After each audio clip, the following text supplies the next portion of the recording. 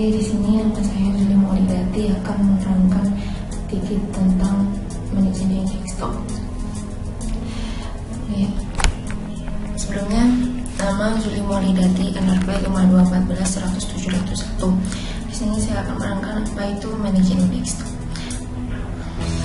Manajemen desktop. Nah, lengkapnya di Linux itu ada beberapa hal seperti yang tulis di bawah ini. Ada desktop environment, Windows panel, Windows Manager, panel, terminal client, file manager, web browser, multimedia player, dan display manager dan komplementer. Nah, semua yang tertulis di bawah ini sebenarnya sudah termaktub atau terwakili pada desktop environment itu biasanya disebut DE. Kita bahas apa itu DE. Desktop environment atau DE merupakan suatu set lengkap yang terdiri dari bagaimana macam perangkat lunak yang memudahkan pengguna dalam pemakaian Linux. Yaitu terdiri suatu set perangkat yang dapat memudahkan kita dalam pemakaian Linux. Dalam DE sudah mencakup termasuk perangkat-perangkat pendukung seperti file manager, window manager, display manager, dan berbagai macam lainnya, yang seperti web browser, musik, picture, dan lain-lain. DE berfungsi untuk menyediakan lingkungan grafis dari suatu sistem DMU atau Linux. Dan macam-macam desktop environment yang dapat digunakan, yaitu pertama KDE, yaitu merupakan suatu desktop environment yang membutuhkan resource besar tetapi menyediakan stabilitas berbagai macam fitur dan dependensi yang banyak, yaitu dimana KDE ini sebagian besar mewakili hal-hal yang ada pada GNU atau mewakili hal-hal yang memudahkan penggunaan GNU Linux. KDE berjalan pada banyak ragam sistem Unix, termasuk Linux BSD dan Solaris. Yang terdapat pula versi KDE yaitu Mac OS dengan bantuan lapisan x11 dan untuk Microsoft Windows dengan bantuan Checkwind. Keunggulan utama KDE yang menjadi perbedaan dari macam-macam DE yang lainnya itu kemudahan perangkat yang fleksibel, probabilitas, dan kekayaan fitur. Dan dapat dilihat pojok kanan bawah adalah maskot dari KDE. Kemudian GNOME yaitu the most polarizing desktop environment, yaitu yang paling banyak digunakan oleh pengguna Linux. Cinnamon menggunakan konsep yang sangat tradisional dan yang masih sangat primitif dan sifatnya didokumentasi secara mendalam. Dan Mate itu merupakan fork Elmon, namun Mate itu lebih maju daripada GNOME, itu menganut arus klasik. Kemudian Enlightenment yaitu a brand new desktop environment, jadi dia itu merupakan supaya modern brand new desktop environment itu dibangun dengan berbagai macam library yang dapat dikustomisasikan tanpa melalui cara-cara tradisional dan klasik. Enlightenment sendiri ini adalah perbaruan dari Cinnamon dan Mate. Kemudian CFC itu High Customized Desktop Environment, itu merupakan CMC berbagai Windows Manager dan CFC Planner sebagai plannernya.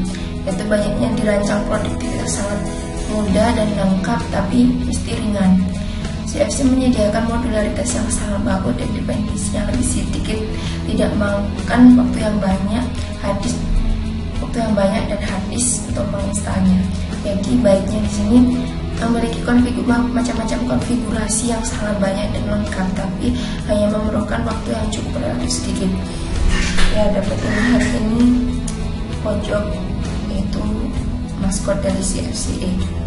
Berikutnya yakni LDE, itu merupakan gabungan antara OpenBooks dan Xpanel, yaitu di sini minimnya resource dengan sangat arogan. LDE itu dirancang agar lama bagi pengguna dan desain ramping untuk mencegah agar pengguna sumber daya tetap rendah. LDE mempunyai RAM dan CPU berkemampuan rendah, namun tetapi kaya akan fitur-fitur sistem operasi.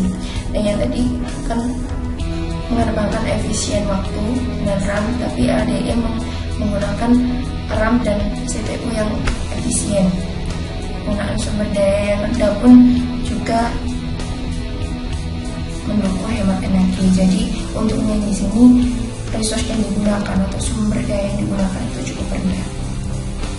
Tampilan menu itu dapat dilihat jika berada di jendela Linux dengan bantuan Gnomon. Itu tampilannya. Ada A yaitu Start Menu Application, yaitu tombol start seperti biasanya yang digunakan untuk menempatkan paket aplikasi yang sudah terinstall pada Ubuntu berdasarkan kategori. Kemudian konfigurasi sistem Ubuntu. Yang B ini konfigurasi sistem Ubuntu yang terdapat di Add Panel, Properties, Delete this panel, new panel, dan lain bla bla bla dan lain sebagainya.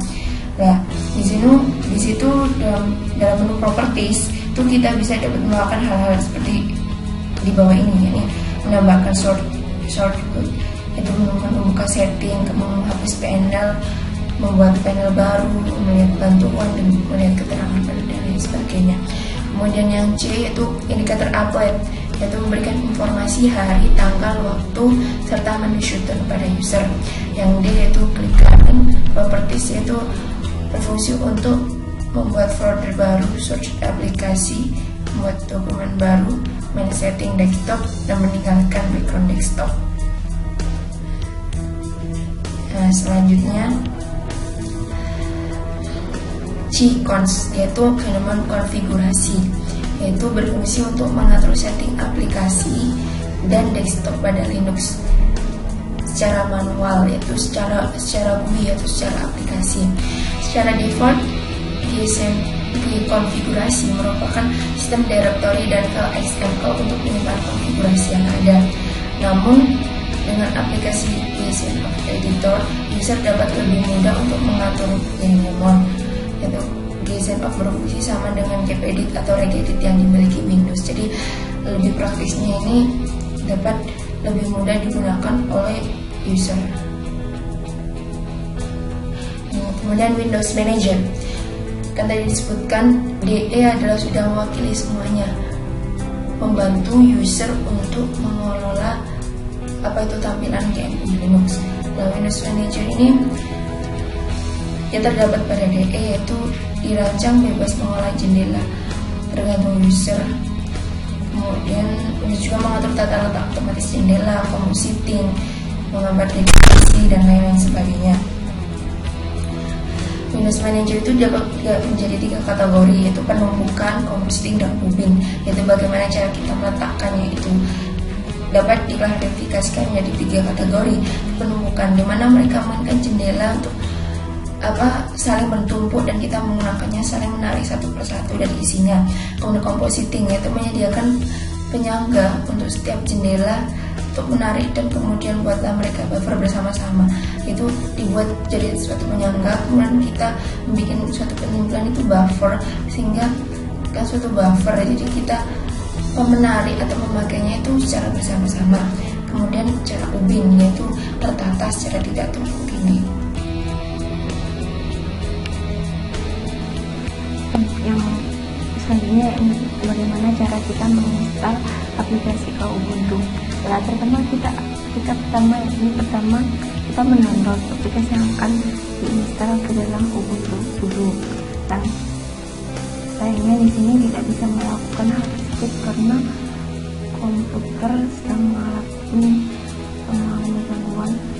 Jadi di atas kita lihat terdapat notifikasi yang dangerous, kemudian jaringan juga tidak dapat terkoneksi dengan baik. Jadi di sini saya akan menjelaskan saja bagaimana caranya. Kita akan download aplikasi yang kita akan pasang pada Ubuntu Linux-nya. Nah, yang kedua, kita buka terminal, masuk directory, kemudian izin user mau, tekan enter, izin user password user itu, tekan enter, kemudian kita melakukan cara penginstalan, yaitu satu kan, setelah masuk directory tadi sudoku kan, kemudian kita pakai dpkg minte, kemudian alamat directory yang akan diinstal itu kita menggunakan dpkg minte, kemudian alamat directory yang akan diinstal. atau dengan cara alamat direktori yang diinstal terlebih dahulu, baru syntax nmake and install, wn make wn install. Itu cara untuk menginstal suatu aplikasi ke Ubuntu.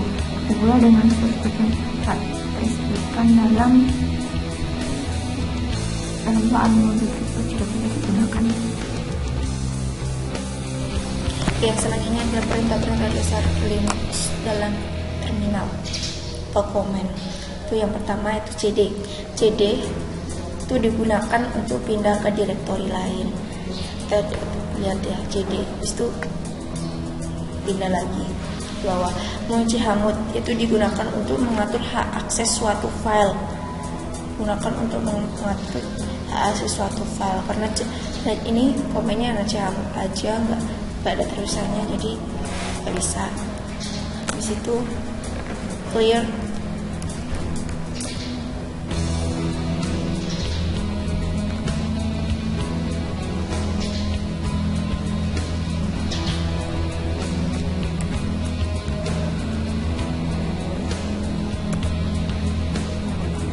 Digunakan untuk membersihkan seluruh layar terminal.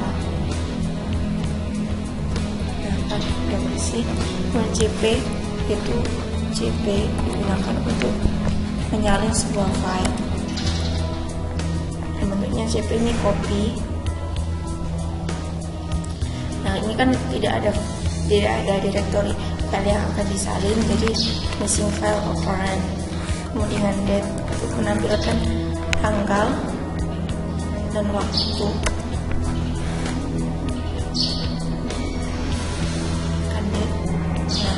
Kan birthday April untuk menampilkan suatu tanggal. Kemudian heart ini fungsinya seperti shutdown. Heart itu fungsinya seperti shutdown untuk mematikan. Nanti mati kalau kita enter. Kemudian history itu melihat perintah apa saja yang pernah digunakan.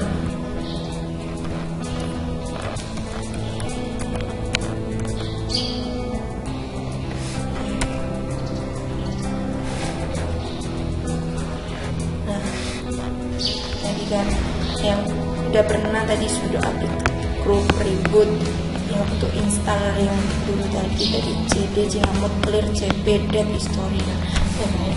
Selanjutnya itu ipconfig, yaitu untuk melihat konfigurasi jaringan.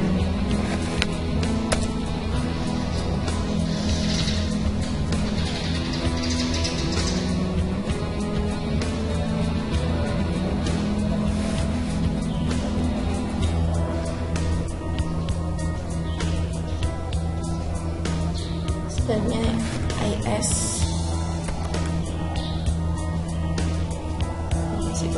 masih proses IP konfigurasi IS.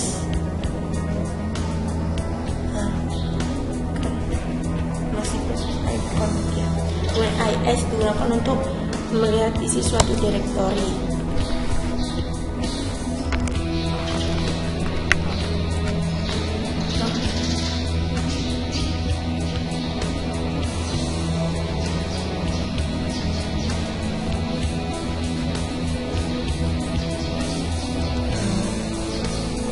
Kemudian kita clear dulu aja, membersihkan isi dari terminal.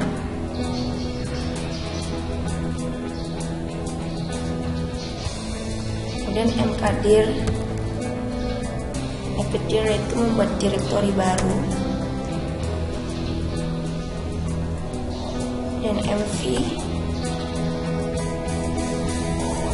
digunakan untuk memindahkan file. Nano ini digunakan untuk text editor, mengedit suatu teks.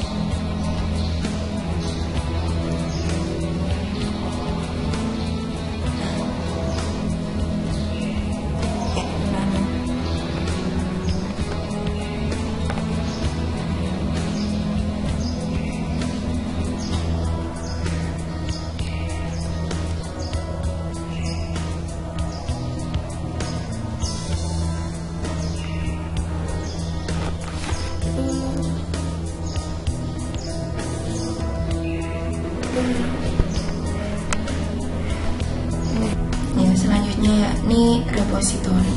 Apa itu repository? Repository merupakan suatu program yang membantu kita sangat mudah untuk menginstal perangkat lunak baru ke Ubuntu menggunakan koneksi internet. Sementara itu juga ia menyediakan tingkat keamanan yang tinggi karena setiap program yang tersedia dalam repository yang akan benar dan teruji bangun khusus untuk setiap versi Ubuntu-nya. Kemudian repository juga disebut sebagai tempat penyimpanan ratusan aplikasi atau program yang telah diatur sedemikian sehingga dapat diakses melalui internet ataupun non-internet. Jadi meskipun tidak terkonek internet masih bisa melakukan pemasangan aplikasi pada Ubuntu. Kemudian repository perangkat lunak Ubuntu disusun dalam 4 wilayah terpisah atau 4 elemen, yakni main, dibatasi, universe, dan multiverse. Main, di mana perangkat yang bersifat main ini secara resmi didukung oleh perangkat lunak, sedangkan dibatasi yaitu didukung oleh perangkat lunak yang tidak tersedia di bawah lisensi gratis. Berarti hanya tersedia untuk kalangan-kalangan atas saja. Universe yaitu komunitas dipertahankan perangkat lunak, dan perangkat lunak yaitu tidak secara resmi didukung.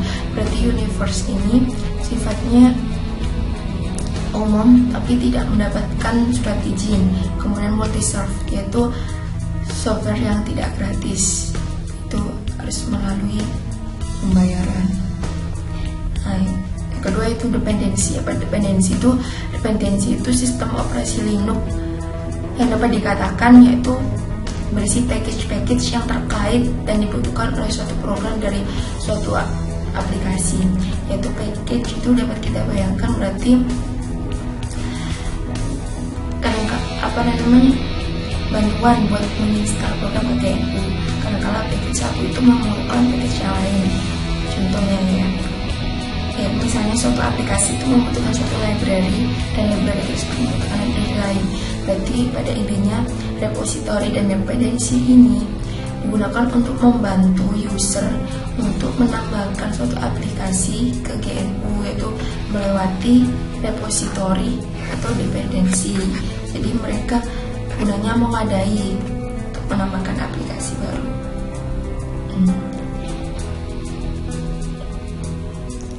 Kita baca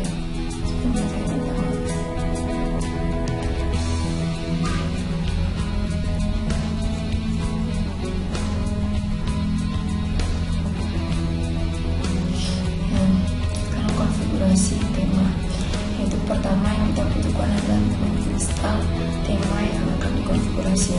Dan di sini kita telah memakai Genomon yang tadi telah diterangkan. Yang pertama yaitu download tema, contohnya MyPhoneLine. Dari tema MyPhoneLine, kemudian karena tema MyPhoneLine tersebut diekstrak, jadi terlebih dahulu kita men-unzipnya dulu, yaitu dengan cara tekan pada terminal unzip myPhoneLine.zip. Maka akan buyar atau akan tidak teransip. Dan kemudian jalankan file.sh untuk melakukan instalasi. Maka klikkan seperti halnya itu cmod, kemudian jenisnya install .cd untuk masuk ke direktori MyPhoneLine, kemudian tulis terminal install port 0 es, klik enter. Kita ikuti instalasinya. Nah, ini terjadi proses manual enable instalasi yang dilakukan melalui terminal. Nah, setelah cukup lama menunggu, habis itu muncul yaitu MyPhoneLine install complete, itu telah terinstall komplit.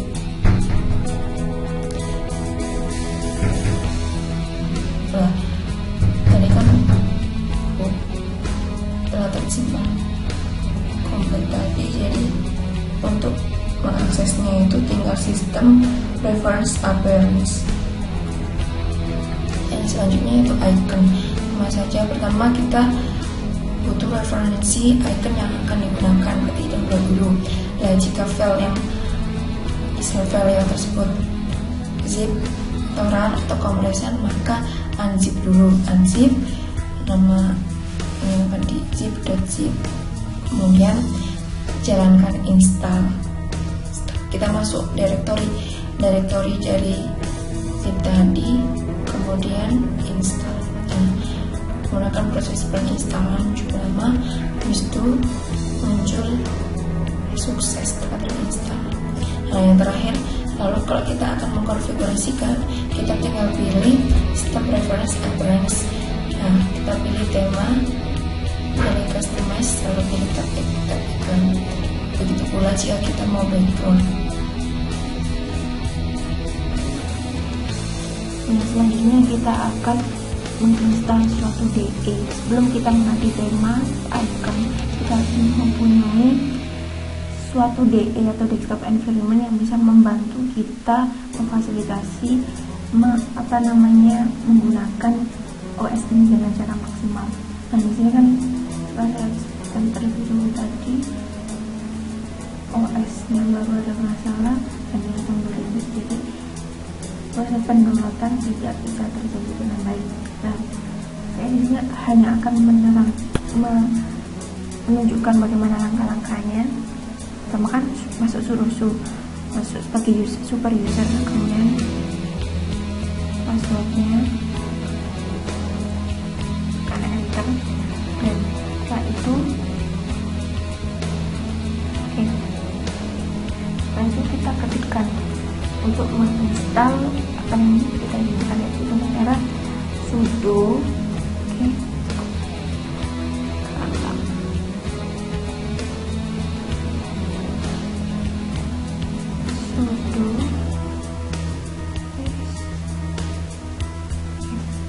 maaf karena ketik kita ada double, jadi laptop sangat lemot.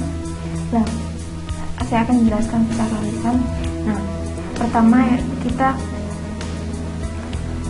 ketikkan pada tadi masuk ya, sudo apt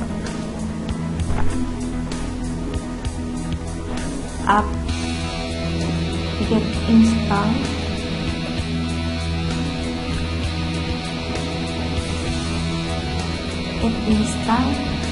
lsb press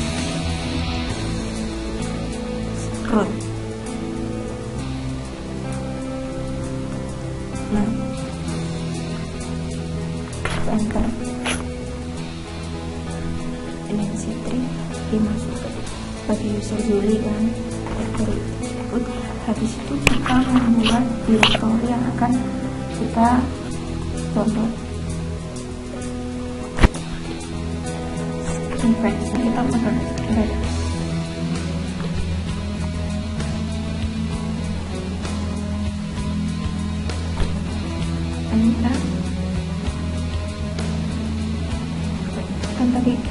tadi sebelumnya setelah saya mengalami coba-coba terlalu lama, jadi kan telah terdapat kayak existan, kemudian kita masuk ke direktori download karena kita habis ini mau mendownload.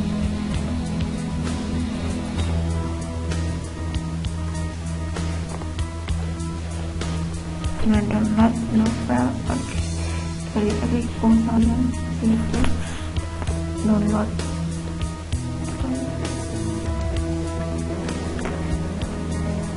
Oke, kita masuk ke direktori download tersebut.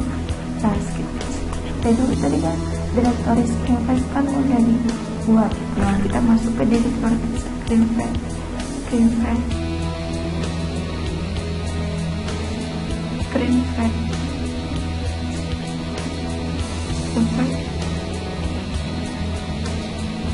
Jadi kan kami masukkan. Nah, setelah ini kita di sini kalau udah masuk, kita mau download di mana? Ini kan kita taruh dari di folder download. Nah, kita tinggalkan widget menu screenpad.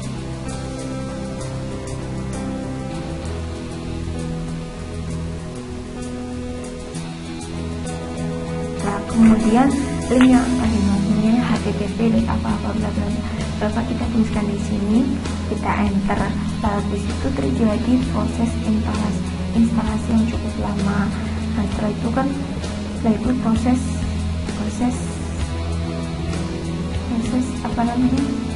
selesai, kemudian klikkan QMI untuk mengetahui siapa yang memakai. Oke, selesai. Itu kita beranjak ke step berikutnya. Jadi setelah kita download dari download itu kemudian install kan. Jadi kan tadi udah ada sintaks install. Dan setelah itu terminalnya itu tulisan terminal akan berubah, jadi ngombak seperti pada modul TP. Nah begitu hasil dari pergerakan ini. Kemudian setelah itu kan berarti DE-nya telah berhasil terpasang. Habis DE berhasil terpasang, baru kita maju pengaturan tema, icon, dan yang berikutnya ini kita buka Ubuntu User Center untuk mengakses tema dan icon. Nah masalahnya di sini tadi karena DE-nya tidak berhasil terinstall, jadi kemudian tema tidak bisa dilakukan dengan baik. Jika DE-nya terinstall dengan baik, kita cuma buka bagian tim and tweak.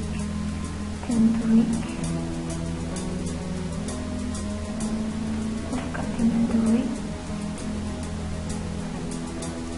Nah itu kita pilih yang Unity Theme, bukan Unity Scope, tapi pilih yang Unity Theme. Ini untuk konfigurasi installer Android itu Unity Theme tool. Itu buat penyetingan konfigurasi penyetingan icon dan penyetikan tema.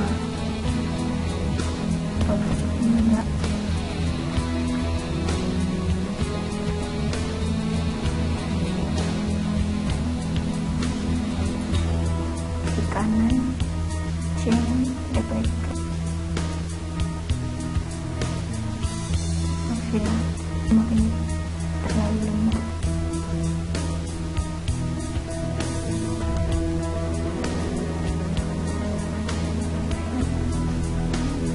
Itu kita akan bisa menggunakan karena sekarang belum dikasih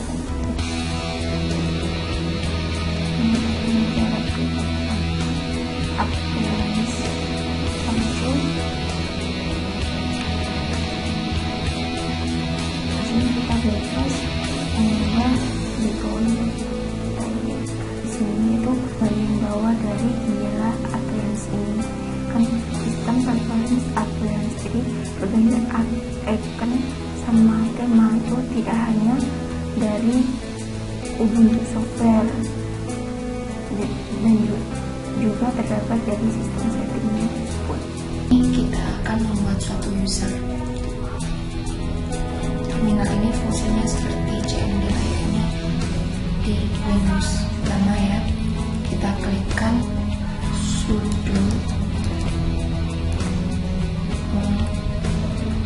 satu sudo user OS-nya 1 user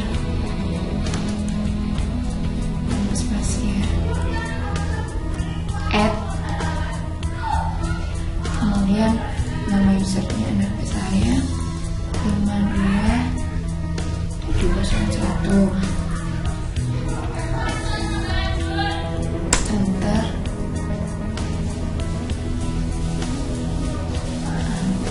Sudah password, kita verifikasi password Juli tadi ya.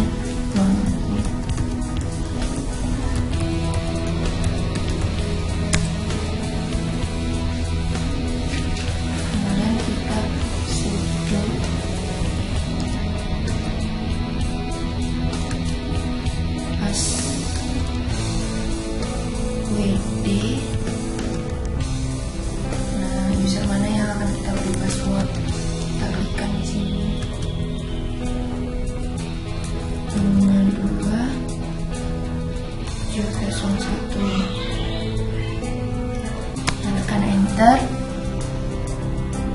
Oh salah, sudo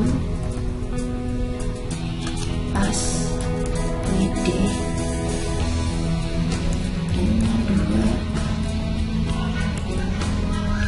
52701,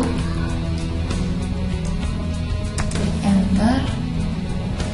Kita beri passwordnya 1234. Oke, kita retype 1234.